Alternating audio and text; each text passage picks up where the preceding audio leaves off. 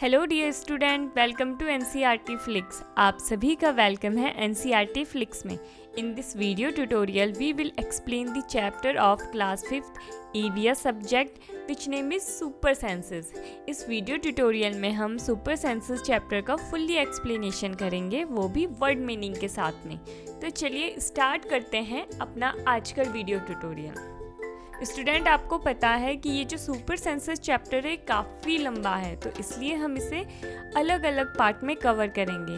तो आज की इस वीडियो में हम स्टार्ट कर रहे हैं पेज नंबर 5 से, जिसमें हम स्मेल के बारे में पढ़ेंगे। इसमें जो पहला सेक्शन है वो है डिस्कस का।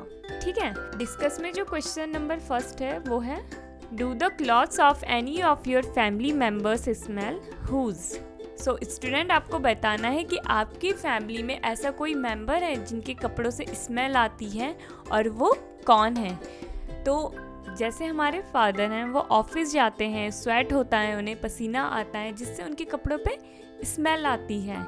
ऐसे ही हमारी मदर भी हैं जो ऑफिस जाती हैं, उन्हें भी स्वेट होता है और उनके कपड़ों से भी स्मेल आती है। और जैसे हम हैं, ठीक है, जैसे हम बच्चे हैं, हम पार्क में खेलने जाते हैं, जब हम खूब मस्ती करते हैं, खेलते हैं, तो हमें भी स्वेट होता है, हमारे कपड़ों से भी स्मेल आती है। इस तरीके से आपको जो आंसर अच्छा लगे वो आप लिख सकते हैं। तो हमारा आंसर कुछ इस तरीके से होगा, yes, sweat on the clothes of my father's smell because he comes from outside. हाँ, मेरे पापा के कपड़ों से स्मेल आती है क्योंकि वो बाहर से आते हैं। ठीक है, अब हमारा नेक्स्ट क्वेश्चन है did you ever come across any smell in the crowded place such as a fair, bus, train, ETC।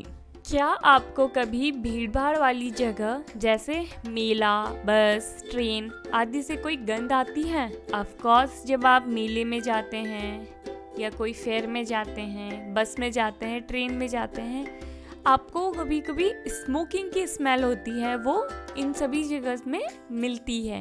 और परफ्यूम की स्मेल है, वो भी आपको काफ़ी जगह मिलती है। तो हमारा आंसर होगा yes, I could smell the smoke coming from the bus. अब हम चलते हैं हमारे नेक्स्ट सेक्शन की ओर, जो है वाई सो, ऐसा क्यों। ठीक है, today Rajni had to go out from some important काम। आज रजनी कुछ जरूरी काम से बाहर गई है। She had to leave her 6 month old son Deepak with her sister Sushila. जो रजनी है, उनकी एक सिस्टर है जिसका नाम क्या है, सुशीला, और रजनी का एक 6 month old बेबी है जिसका नाम है दीपक। अब जब रजनी इम्पोर्टेंट काम से बाहर जाती है तो उसे अपना 6 महीने का छोटा सा बच्चा दीपक अपनी बहन सुशीला के पास छोड़ना पड़ता है। ठीक है, Sushila also has a baby of the same age, और सुशीला का भी सेम एज का एक बेबी है, मतलब 6 month के आसपास का सुशीला का भी एक बेबी है। ठीक है, इट वॉज फनी दैट, ये काफ़ी मजाक किया है कि both the baby did potty at the same time. जो दोनों बेबी हैं वो एक ही टाइम पे पॉटी करते हैं। सच में बहुत ही फनी है कि दोनों बेबी एक ही टाइम पे पॉटी करते हैं। ठीक है, she happily cleaned her daughter, वो अपनी बेटी को खुशी के साथ क्या करती है, साफ करती है, क्योंकि अब जैसे मदर होती है वो अपने बच्चों से काफ़ी प्यार करती है। तो जो सुशीला है वो अपनी बेटी को हंसी खुशी से साफ करती है। But when she was cleaning her sister son Deepak, लेकिन जब वो अपनी बहन के बेटे दीपक को साफ कर रही होती है, she covered her knows with her दुपट्टा, वो उस समय अपनी नाक को अपने दुपट्टे से ढक लेती है। दुपट्टा किसे कहते हैं? जो हमारी मम्मियाँ जो चुन्नी पहनती हैं, स्कार्फ ओढ़ती हैं, उसे कहते हैं दुपट्टा। तो ये आपको अच्छे से समझ में आ गया होगा। सुशीला और रजनी 2 सिस्टर हैं। रजनी को किसी काम की वजह से बाहर जाना पड़ता है और उसका एक 6 महीने का बेटा है जिसका नाम है दीपक, और जब वो बाहर जाती हैं तो वो अपने बेटे को अपनी सिस्टर के पास छोड़ देती हैं जिनका नाम है सुशीला। सुशीला की भी 6 महीने की एक डॉटर है। और इन दोनों बच्चों के साथ एक फ़नी बात ये है कि ये दोनों बच्चे, दोनों बेबी एक ही टाइम पे पॉटी करते हैं, और जब बेबी पॉटी करते हैं तो सुशीला अपनी बेटी को तो खुशी से क्लीन कर लेती है, लेकिन जब दीपक की बारी आती है तो उसकी पॉटी से सुशीला को बहुत गंध आती है और वो अपनी नाक को अपने दुपट्टे से कवर कर लेती है। ठीक है। जैसे आप यहाँ पे पिक्चर में देख भी सकते हैं, ये दीपक है और सुशीला है, और सुशीला दीपक की पॉटी की स्मेल से अपनी नाक को बंद कर रही है। ठीक है, अब हम चलते हैं अपने क्वेश्चन आंसर्स की ओर। Sushila covered her nose when she cleaned Deepak's nappy but not when she cleaned her daughters. Why do you think she did this? Sushila covered her nose. Sushila अपनी नाक को ढक लेती है when she cleaned दीपक्स nappy. जब वो दीपक की नैपी को डायपर को चेंज करती है तो अपनी नाक को ढक लेती है, but not when she cleaned her daughter. लेकिन वो अपनी नाक को तब नहीं ढकती है जब वो अपनी बेटी को साफ करती है। Why did you think she did this? आप सोचो कि वो ऐसा क्यों करती है। ठीक है, तो हमारा आंसर होगा When we feel something is dirty, we find its bad smell. जब हमें लगता है कि ये कुछ गंदी चीज़ है तो हमें उससे और ज़्यादा स्मेल आती है। ठीक है, in case of Sushila she thought Deepak's nappy is to be dirty. Sushila के केस में उसे लगता है कि जो दीपक की नैपी है वो बहुत गंदी है, so she had to cover her nose. तो वो अपनी नाक को कवर कर लेती है, ढक लेती है.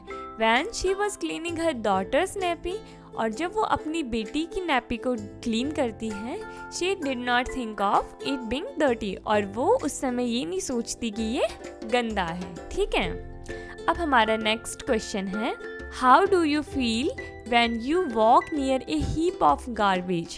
Think of the children who spend the whole day picking things from such garbage. बच्चों, heap means होता है ढेर. ठीक है, जैसे कपड़ों का कोई ढेर. ठीक है, हम जैसे एक के ऊपर एक कपड़ा रखते जाते हैं तो उसका एक हीप बन जाता है. उसी तरीके से हीप ऑफ गार्बेज होता है जब हम बहुत सारा कूड़ा एक ही जगह पे फेंकते हैं, जिसे कहते हैं heap of garbage. How do you feel when you walk near a heap of garbage? आपको कैसा महसूस होता है जब आप किसी गार्बेज मीन्स होता है कूड़ा, ठीक है, कूड़े की ढेर के सामने से गुजरते हैं. Think of the children who spend the whole day picking things from such garbage. और आप उन बच्चों के बारे में सोचिए जो पूरा दिन ऐसे कूड़े के ढेर से चीज़ों को उठाकर बिताते हैं. ठीक है, तो बच्चों ये काफ़ी दुखद बात है कि हम में से कुछ बच्चे तो अच्छे कपड़े पहनते हैं, स्कूल जाते हैं, और कुछ बच्चे दिन भर कूड़े के ढेर से कूड़ा बीनते रहते हैं. अगर हमें ये अपॉर्चुनिटी मिली है हमारे पेरेंट्स से कि वो हमें अच्छे स्कूल में पढ़ा सकते हैं, हमारी सारी विशेस को पूरा करते हैं, तो हमें भी अच्छे से पढ़ाई करनी चाहिए, लाइफ में कुछ अचीव करना चाहिए, जिससे हम अपने पेरेंट्स के लिए और गरीब बच्चों के लिए कुछ कर सकें. ठीक है, तो हम अपने क्वेश्चन पे आते हैं. तो हमारा क्वेश्चन ये कहता है कि जब हम कूड़े के ढेर से गुजरते हैं तो हमें कैसा फील होता है? तो हमें बहुत ही बुरा फील होता है जब हम कूड़े के ढेर से गुजरते हैं, क्योंकि वहाँ से हमें बहुत गंदी स्मेल आती है. और जो बच्चे वहाँ पूरा दिन कूड़े के ढेर से कूड़ा बीनते रहते हैं, वो इसलिए पूरा दिन वहाँ गुजार लेते हैं क्योंकि उन्हें उस स्मेल की आदत हो जाती है, वो हैबिचुअल हो जाते हैं एक ही स्मेल से. तो हमारा आंसर होगा, I feel bad when I walk near a heap of garbage. Children who spend the whole day picking things from such garbage become used to the smell. जब मैं कूड़े के ढेर से गुजरता हूँ तो मुझे बहुत ही बुरा लगता है. जो बच्चे पूरा दिन कूड़े के ढेर से कूड़ा बीनते रहते हैं, वो उस स्मेल के आदी हो जाते हैं. अब हमारा नेक्स्ट क्वेश्चन है, इज ए स्मेल गुड और bad for everyone in the same way, और does it depend on how each one feels about it? तो जो हमारा क्वेश्चन है वो हमसे ये कह रहा है, क्या जो स्मेल है वो सभी के लिए बुरी हो सकती है या सभी के लिए अच्छी हो सकती है? इट मीन्स कोई स्मेल सबको अच्छी लग सकती है या सबको बुरी लग सकती है, या कोई स्मेल किसी को अच्छी लग सकती है या बुरी लग सकती है. जैसे कोई परफ्यूम है, ठीक है, किसी को हार्ड अच्छा लगता है, किसी को सॉफ्ट अच्छा लगता है, हर किसी की अलग अलग पसंद होती है. हमें बताना है कि एक स्मेल सबके लिए बुरी हो सकती है या अच्छी हो सकती है, या हर किसी के लिए वो अलग अलग हो सकती है. तो हमारा आंसर होगा, it depends on how the person think about a particular smell, but some smells can always be bad for most of the people. ये निर्भर करता है कि जो आदमी है वो किसी विशेष स्मेल के लिए कैसा सोचता है। But some smell can always be bad for most of the people. लेकिन कुछ स्मेल ऐसी होती हैं जो लगभग सभी लोगों के लिए बेकार होती हैं, जैसे स्मेल ऑफ गार्बेज। जो कूड़े की स्मेल होती है वो ज़्यादातर लोगों को पसंद नहीं होती है। अब हम चलते हैं अपने नेक्स्ट सेक्शन की ओर, अपने पेज नंबर 6 की ओर। लेट्स सी, आइए देखते हैं। तो हमारा फर्स्ट क्वेश्चन है, write the name of A bird which has eyes in front of its head like human. उस पक्षी का नाम लिखिए जिसके सिर के आगे आंखें होती हैं जैसे इंसानों की होती हैं। तो हमारा आंसर होगा आउल। जैसे आप यहाँ पे पिक्चर में देख सकते हैं, जो आउल की आंखें होती हैं वो उसके चेहरे के आगे की ओर होती हैं। ठीक है, अब हमारा नेक्स्ट क्वेश्चन है, write the name of some birds which have eyes on either side of the head. कुछ पक्षियों के नाम बताइए जिनके सर के दोनों ओर आंखें होती हैं। What is the size of their eyes as compare to the size of their head. जो उनका सर का आकार है उसके कंपैरिजन में उनके आँखों का जो आकार है, साइज है, वो कैसा है। तो बच्चों अब हम उन बर्ड्स के नाम बताएंगे जिनके सर के दोनों ओर आंखें होती हैं। तो हमारा आंसर होगा, following birds have eyes on either side of the head, pigeons, crow, sparrows, eagles, ETC। ये ऐसे पक्षी होते हैं जिनकी आंखें उनके सर के दोनों ओर होती हैं, मतलब लेफ्ट और राइट में होती हैं। ठीक है, और जैसे कि आप पिक्चर में देख रहे हैं, जो हमारा पिजन है उसकी जो आइज़ हैं उसका साइज़ उनके हेड के कंपैरिजन में काफ़ी छोटा है, और उसी तरीके से स्पैरो है, और उसी तरीके से ईगल की जो आइज़ हैं इसकी हेड के कंपैरिजन में बहुत छोटी हैं। तो हमारा आंसर होगा, their eyes are very small as compare to the size of their head. Most of the bird have their eyes on either side of head. ज्यादातर पक्षियों की जो आंखें होती हैं उनके सर के दोनों ओर होती हैं। Their eyes can focus on 2 different things at A time. तो बच्चों ये एक्टिविटी आप अपने घर पे भी कर सकते हैं। अपने लेफ्ट और राइट में 2 अलग अलग चीजें जैसे कि फ्लावर पॉट रख सकते हैं। जब आप लेफ्ट फ्लावर पॉट की ओर देखेंगे तो आपकी जो राइट आइज है वो खुद ब खुद लेफ्ट की ओर मूव हो जाएगी, और जब आप राइट फ्लावर पॉट को देखेंगे तो जो आपकी लेफ्ट आइज है वो राइट मूव हो जाएगी। ठीक है, लेकिन जो बर्ड्स होती हैं उनके साथ ऐसा नहीं होता है, क्योंकि जो उनकी आइज होती हैं वो उनके हेड के लेफ्ट और राइट में होती हैं, जिससे वो एक ही टाइम पे 2 चीज़ों पे फोकस कर सकती हैं। जैसे कोई चीज़ राइट में है तो वो राइट आइज से राइट वाली चीज़ पे फोकस करती है, और जैसे कोई लेफ्ट में है कोई चीज़ तो उसको लेफ्ट आइज से फोकस कर सकती। When they look straight ahead, जब वो सीधे आगे की ओर देखती हैं, both their eyes focus on the same object. उस समय उनकी जो दोनों आंखें होती हैं वो एक ही ऑब्जेक्ट पे फोकस करती हैं, एक ही चीज पे फोकस करती हैं। You must have seen birds moving their neck very often. आपने बर्ड्स को अक्सर अपनी गर्दन हिलाते हुए देखा होगा कि वो बार बार अपनी गर्दन हिलाते रहते हैं। Do you know why? क्या आप जानते हैं ऐसा क्यों होता है? In most of birds eyes are fixed and can not move. बहुत सारी चिड़ियाओं में ऐसा होता है कि जो उनकी आइजेस, उनकी आंखें होती हैं वो एक ही जगह पे फिक्स होती हैं, वो इधर उधर मूव नहीं हो सकती। So bird have to turn their head to see around. इसलिए चिड़ियाओं को अपना सर घुमाना पड़ता है चारों ओर देखने के लिए। अब हमारा नेक्स्ट सेक्शन है लुकिंग विद वन और बोथ आइज। एक या दोनों आँखों से देख रहे हैं। ठीक है, क्लोज योर राइट आइज और cover it with your hand. आपको अपनी राइट आइज को बंद करना है और अपनी राइट हैंड से उसे कवर करना है। Tell your friend to stand to your right, और आपको अपने दोस्त को कहना है कि वो आपके राइट में खड़े हो जाएं। एट सम डिस्टेंस, थोड़ी दूरी पर। And ask him to do some action, और उन्हें कुछ एक्शन करने के लिए कहिए। ठीक है, जैसे कि wave hand, shake hand, ETC। आपको अपने हाथों को हिलाना है और सिर को घुमाना है। ठीक है, अब हमारा फर्स्ट पॉइंट है, could you see your friends action without moving your neck. अगर आप अभी स्टडी कर रहे हो और आपको अभी ये एक्टिविटी करनी है तो आप ऐसे कीजिए कि अपने राइट साइड में कोई पॉट रख दीजिए और अपने राइट आइज को बंद कर लीजिए और उसके बाद अपने हाथ से, अपने हैंड से उसे कवर कर दीजिए।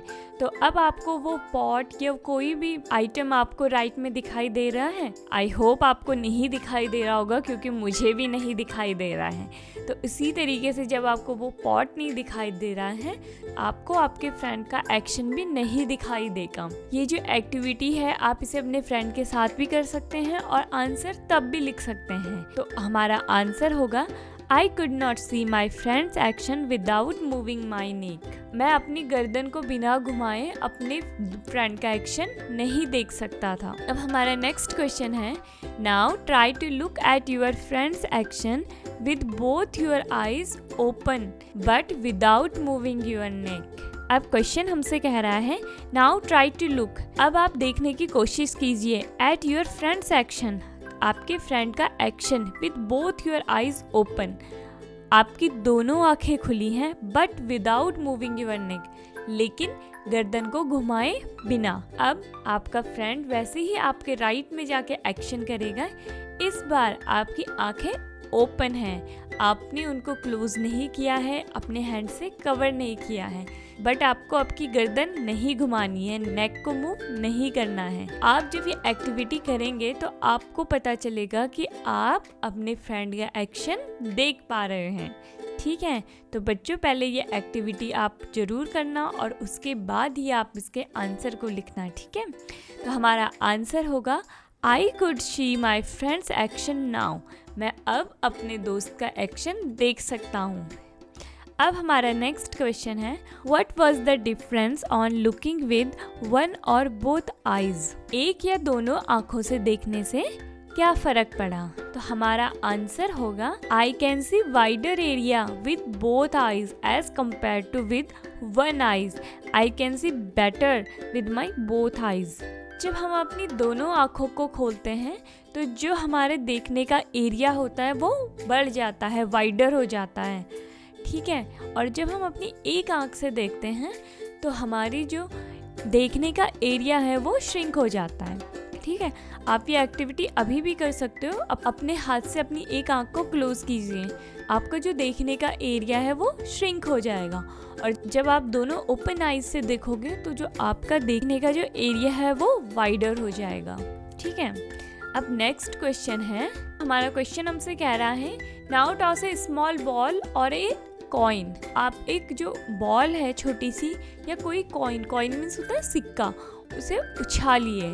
ठीक है, and try to catch it, और उसे पकड़ने की कोशिश कीजिए। Try this with both your eyes open, और तब कोशिश कीजिए जब आपकी दोनों आंखें खुली हैं।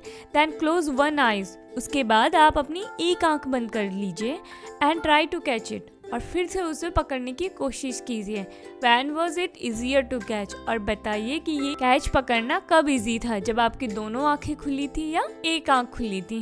ये एक्टिविटी आप अपने घर पे कॉइन टॉस करके भी कर सकते हैं, और जो आंसर आपको मिलेगा ये एक्टिविटी करने के बाद तो वो होगा जब आपकी दोनों आइज खुली रहती हैं तो आप आसानी से कैच कर सकते हैं। ठीक है, तो हमारा आंसर होगा it was easier to catch the coin with both eyes open. सिक्के को पकड़ना तब आसान था जब आपकी दोनों आंखें खुली थी। ठीक है, अब हमारा नेक्स्ट क्वेश्चन है, imagine how it would be to have your eyes in place of your ears. कल्पना कीजिए कि आपके जो ईयर्स हैं, कान हैं, उनकी जगह पर आपकी आंखें कैसे होगी। What would you be able to do then which you can't do now? और तब आप क्या कर पाओगे जो अब आप नहीं कर सकते हो। तो बच्चों आपको समझ में आ रहा होगा कि क्वेश्चन हमसे क्या कह रहा है। क्वेश्चन हमसे कह रहा है कि जो हमारे ईयर्स हैं, कान हैं, उनकी जगह पे अगर हमारी आंखें होती तो हम क्या कर पाते जो अभी नहीं कर पा रहे हैं। तो स्टूडेंट, हमारे कान है जो वो हमारे हेड के लेफ्ट और राइट साइड पे हैं। अगर हमारे कान हमारे ईयर की जगह पे होते तो हम अपने लेफ्ट और राइट में रखे ऑब्जेक्ट को बिना अपनी नेक को मूव करे देख सकते थे। ठीक है, जैसे कि कुछ बर्ड्स करती हैं, काइट हुआ, ईगल हुआ। तो हमारा आंसर होगा if there were eyes on the sides of my head I could see on my left and right without moving my neck. Like kites, eagle, vultures, etc. अगर हमारी आंखें हमारे सर के दोनों ओर होती तो हम लेफ्ट और राइट बिना अपनी गर्दन को घुमाए देख सकते थे, जैसे कि कुछ चिड़ियाएं हैं, काइट, ईगल और वल्चर्स। ठीक है। Some birds like kites, eagle, vultures can see 4 times as far as we can. कुछ पक्षी हैं जैसे कि काइट्स है, ईगल है, वल्चर्स हैं कि हम जहाँ तक देख सकते हैं 4 times as far, 4 times और दूर तक देख सकते हैं। जैसे अगर हम 1 मीटर दूरी तक देख सकते हैं तो ये 4 मीटर दूरी तक देख सकते हैं। ठीक है।